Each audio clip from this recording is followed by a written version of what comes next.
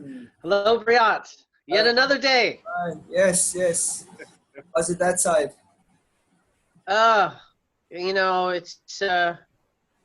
it's getting a bit much. I thought this was going to be easy for me, but yeah, it's a little bit of work actually.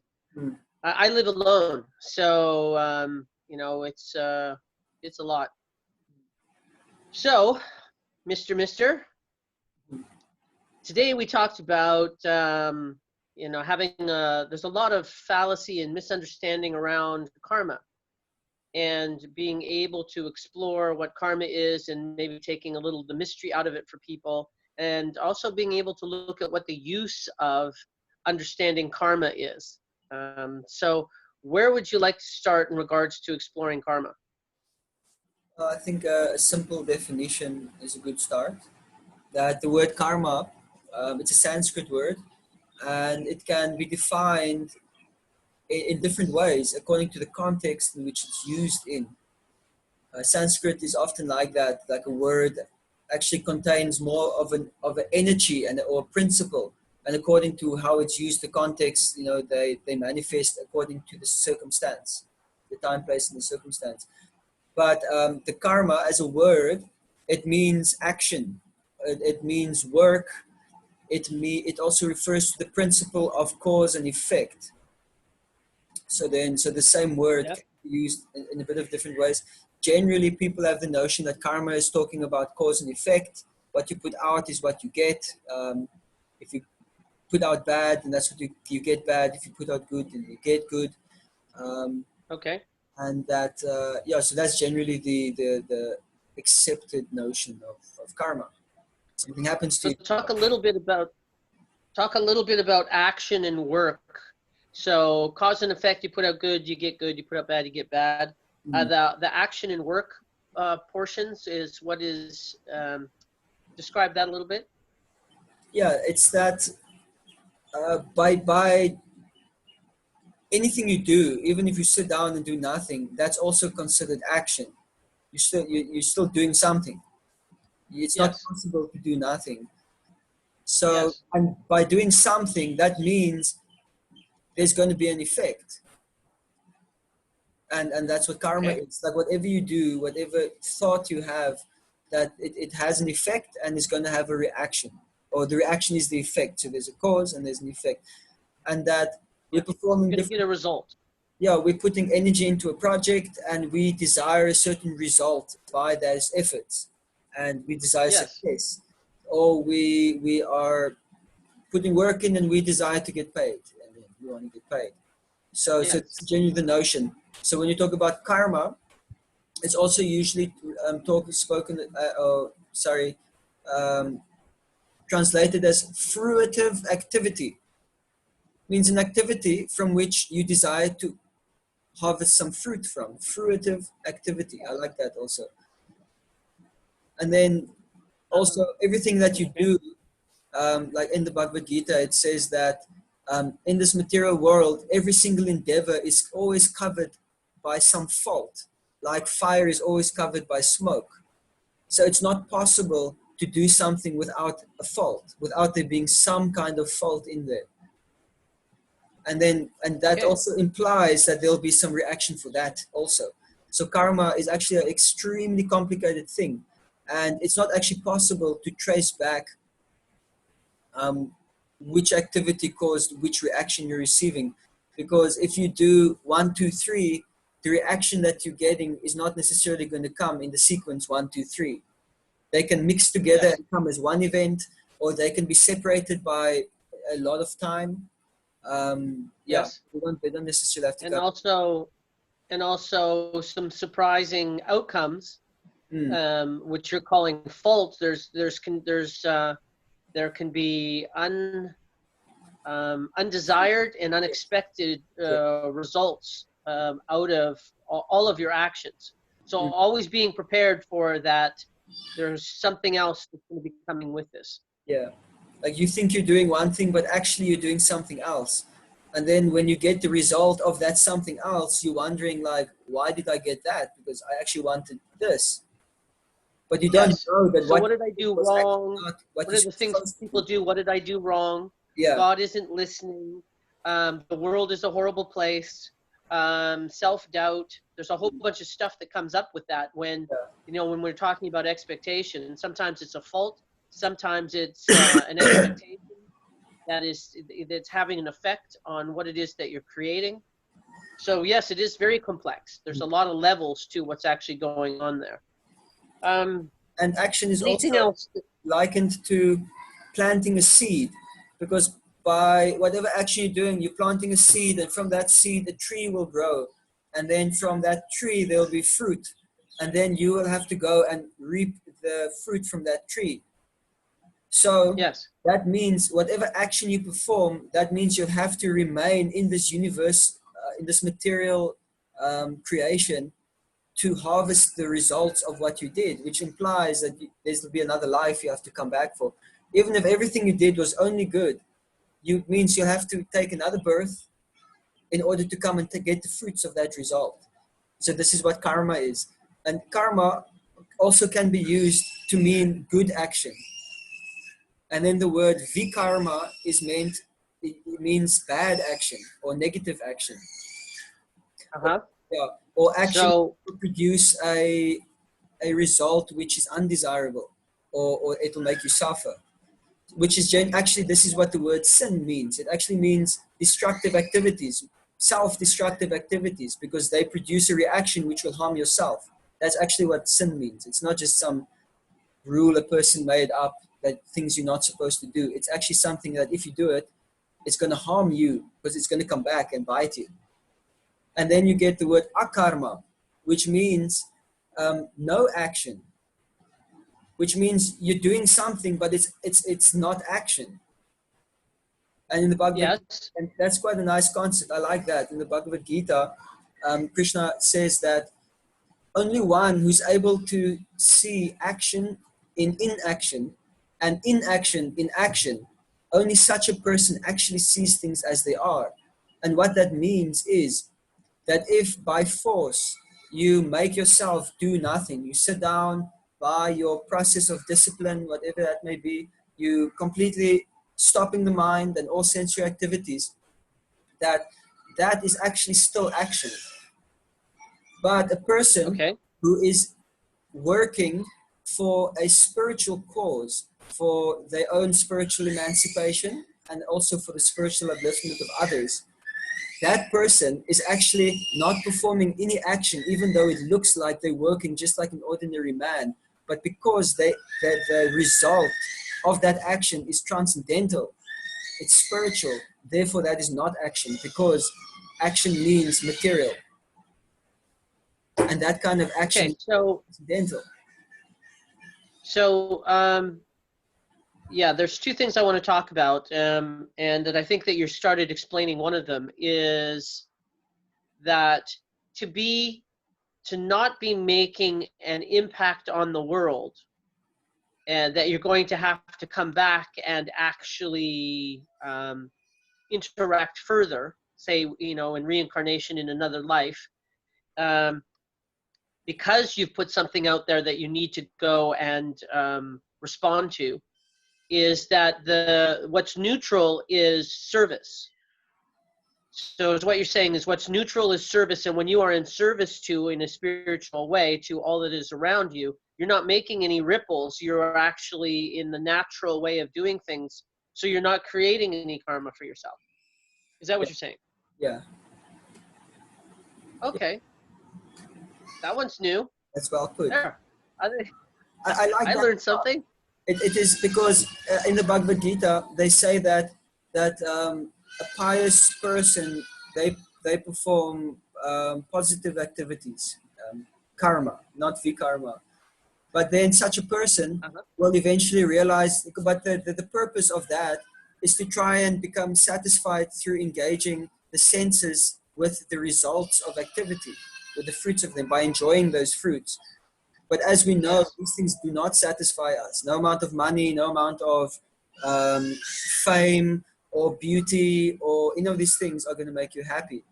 So then the person Yes. think, okay, but if what's going to make me happy, then they start embarking on a spiritual journey, and they realize that these things, these attachments, actually are also causes of suffering. And then what they do is they still perform the same activity, but they direct all the fruits. Instead of eating the fruit, they give up the fruits. They give up the fruits for Yeah. some spiritual cause. And the analogy given is that when you have a fruit and you eat it, you end up with a handful of seeds, which means from those seeds another tree is going to grow and more fruit, and you take another birth.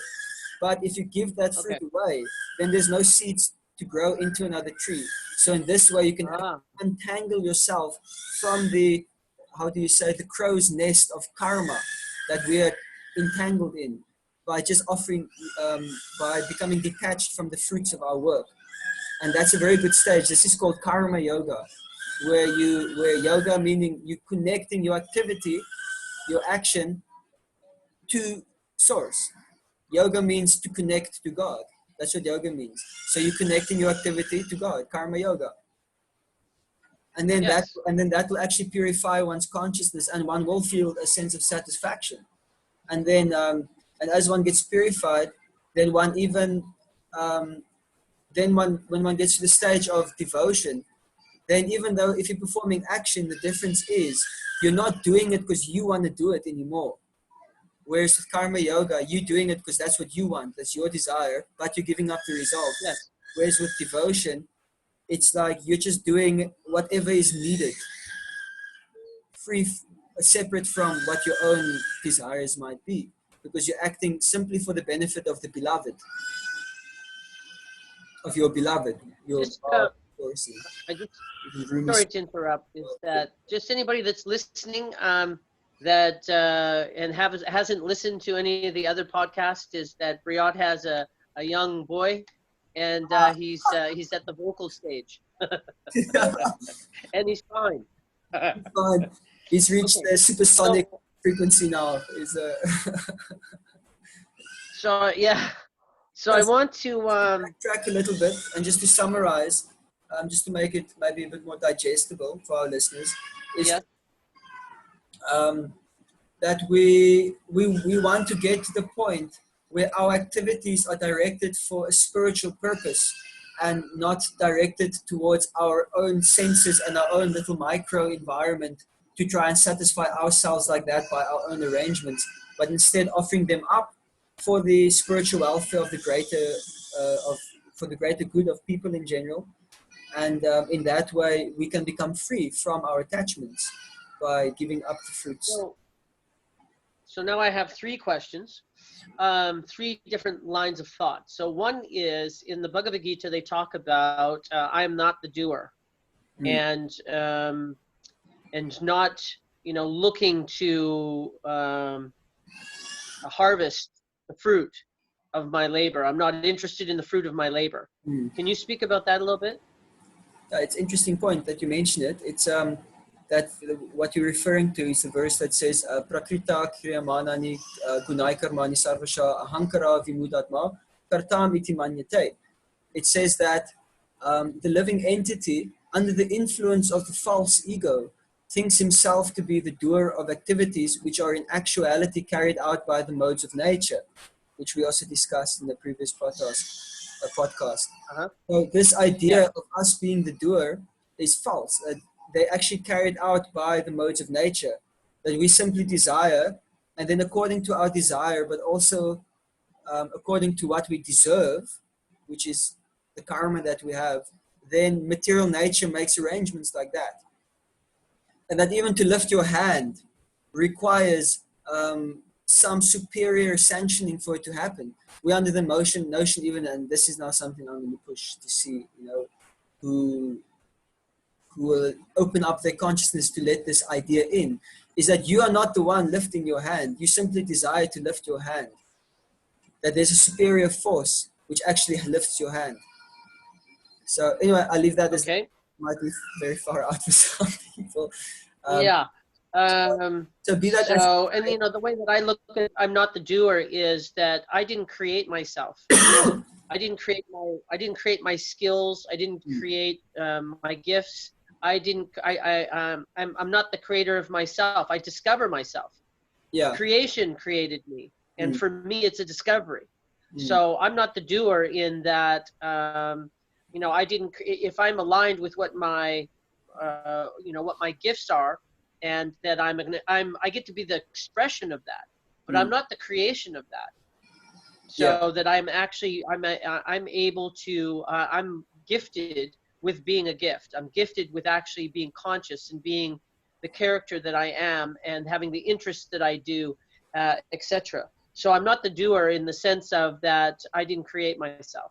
Mm, And then not taking part in, like, when you're not interested in the fruits of your labor is like you were saying, of being neutral in um, that in being in service, is that you're not interested in cultivating things for you, for ego, and these are the things that I created and these are my desires. I'm actually seamlessly interacting with life where I'm not looking to create fruits to my labor, and there's something natural about how I'm behaving. Because how do you, like, I know that you eat lovely food. I know that you share a hug with your children or your wife. mm, There's things that are like, you don't abstain from these things.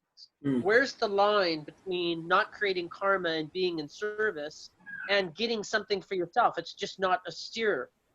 Okay. That's a nice question. How do you Yeah.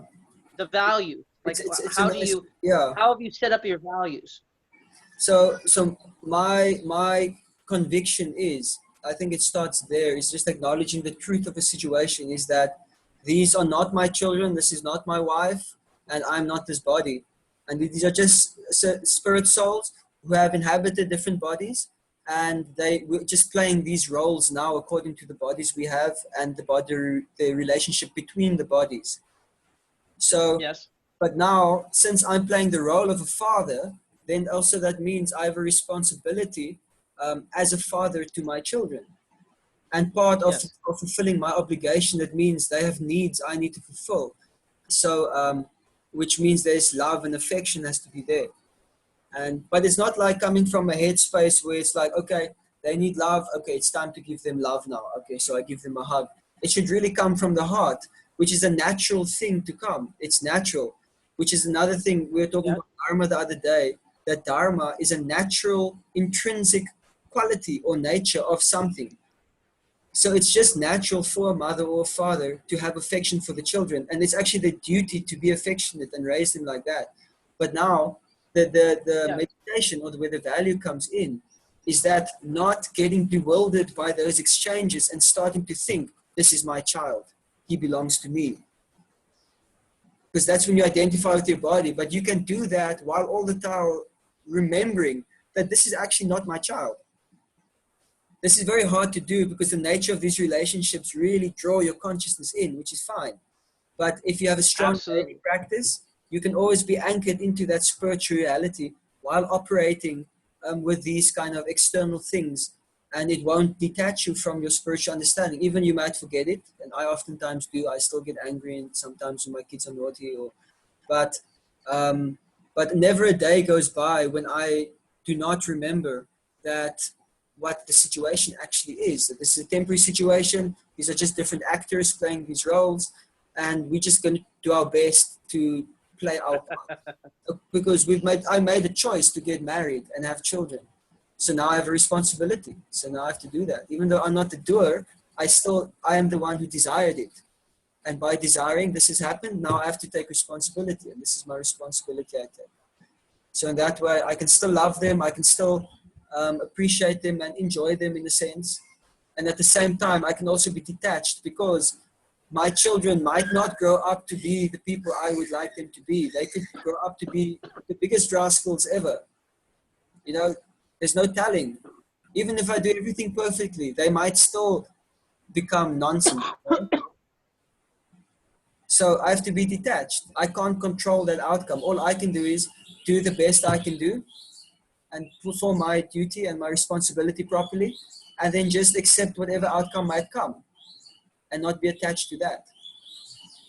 So then And you can't do that if you think you're this body, and if you think that these children are mine, then you cannot be detached from this outcome, which Okay. will also be a good indicator. So the question that I have is, can't do that if you think you're this body. So the question that I have is, when you are being your dharma, you're being the nature that you are, you're being the gift that you are, and that fatherdom, there's a very natural role that you're playing as father. So where does the line of, because I enjoy hugging my children, I enjoy my wife, I enjoy the food that I'm having. where do you Where's the line Ah, between what's my desire? There's a natural dharma acting, mm, and there's my desire. And when my desires start showing themselves, where I'm able to, I want a hug from my child, and yeah, a lot of people want, they want their, you understand what I'm saying, is yeah, that they want things, their desires are mixed in with these roles, yeah, and being able to determine what is, your natural role as your dharma, and what is your desire. mm. What has been your experience of that? How are you sorting that? Well, since I am in a conditioned state, that means it's natural that there'll be a mixture of material desires in everything I do, and the nature of, Yes. particularly of being married with children, the arrangement is made to squeeze that out and to reveal it to you very quickly, like where your mixture of desires are, and then gradually you can kind of work on them and become detached. But I would also say, if by what you're doing, performing your daily activities and your duties, enjoyment comes as a natural result of that, just like the stress will come as a natural result of that. Without me having to do something, my kid's going to scream and it's going to give me a headache, which it does. And Yes. at the same time, without me doing anything, he's going to be flippant cute, and that's going to give me enjoyment because he does that too. Yes. So, in other words, if I'm doing something to enjoy it, then that's not correct. But if you're just doing it, what you need to do, and just enjoying the enjoyment that comes from itself, that's okay. It's like when you're eating, you have to eat good food, make yourself healthy. And when you eat, you're going to enjoy it because it's good food. But if you eat simply Yes. for the enjoyment, you're going to develop some eating disease. You're going to become obese. You might Okay. get diabetes. You're not eating, you're losing your intelligence, eating too much sugar, whatever. So, but you need to eat, Yeah. and you can enjoy it when it happens. So Yeah, that, that line right there of when you're, what you just said there is a line that was really useful to people, is being yeah, able to go, it's okay, okay when to I'm enjoy. just enjoying moment and just enjoying the food and just enjoying my family or whatever it is, Yeah, and I don't have the expectation for it, and I'm not creating situations where I can, distill from the moment and the interaction my desires and the things that I want. mm, I'm actually just acting naturally, and the satisfaction and enjoyment that I get naturally is what I'm doing. And then, being able to keep an eye on, it's a very subtle thing for most very people. They sad. don't actually realize how much that they're putting into to be able to distill, satisfaction of the senses from situations. So that's a really great distinction. Thank you. Yeah, yeah.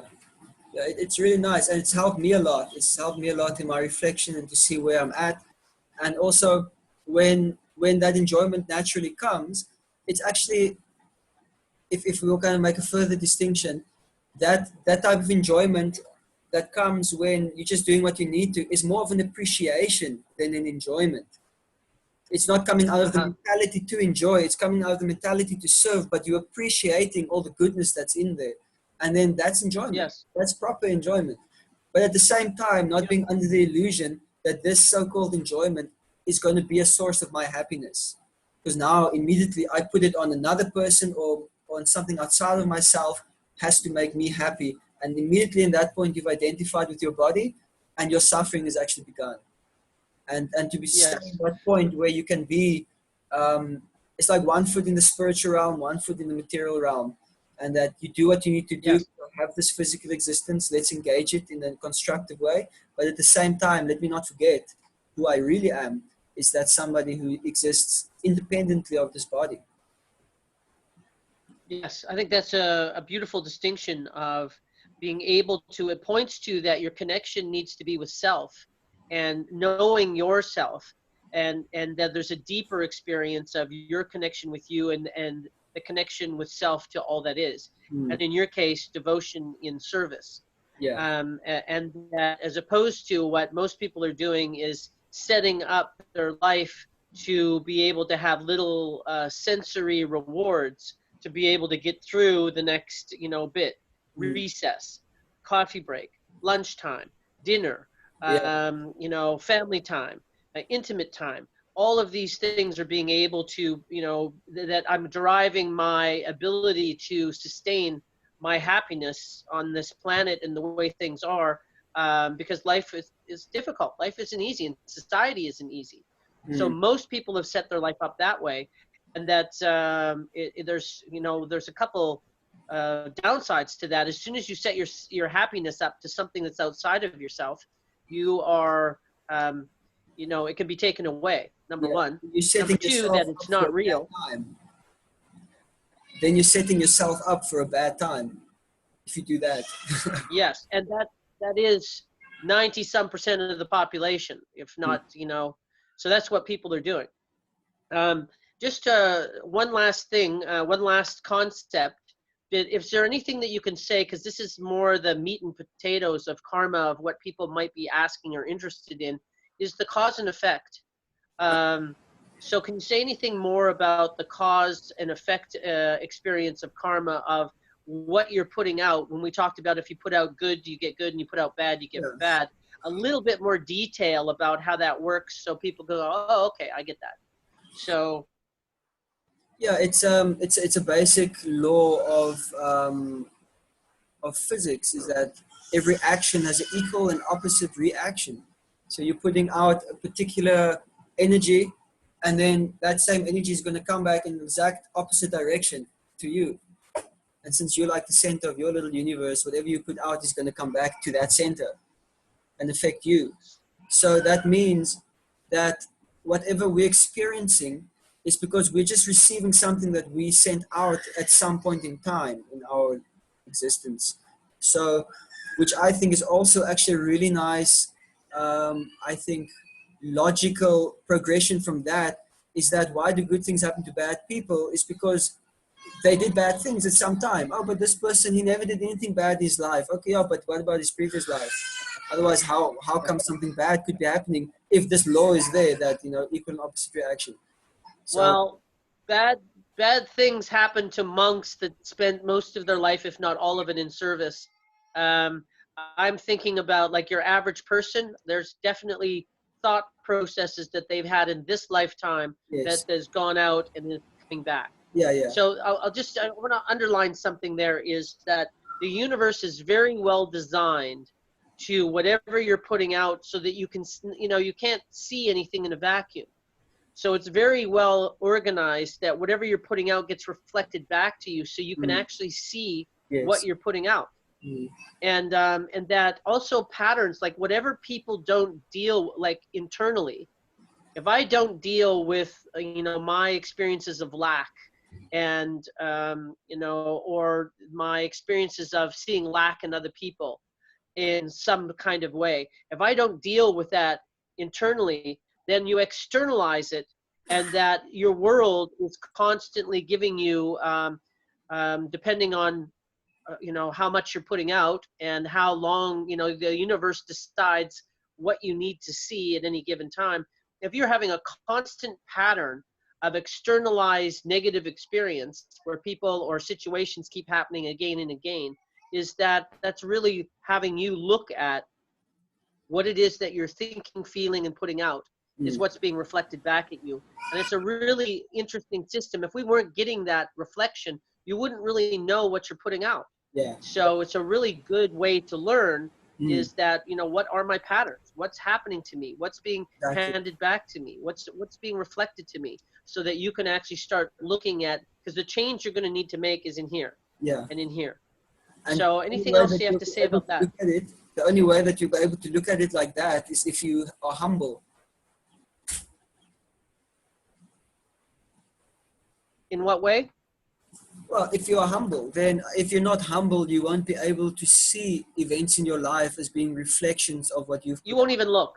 No, no, you won't even look. Your immediate instinct will just be to write it off as somebody else's fault, God's fault, or some other person's fault, or Yes, there we the go. manufacturer I'm of a the victim. phone's fault. I'm Or a victim in all this. People are horrible. yeah, exactly. So we're at 30 minutes now. Absolutely. Yeah, Well, I think that's a great ending. I think, And I really enjoyed this conversation. Is that you know, and I learned a couple things too, which was really nice to be able to see what your beliefs are, what it is that you're operating from, and to see what part of that I'm going to adopt because it's quite interesting. So thank you very much once again, Briat, right, Brian. I'm really enjoying these. and we'll speak again tomorrow. Yes, let's Thank you do very that. much. Bye. Thanks, Brian. Bye bye. All the best. Love Haribo. and light.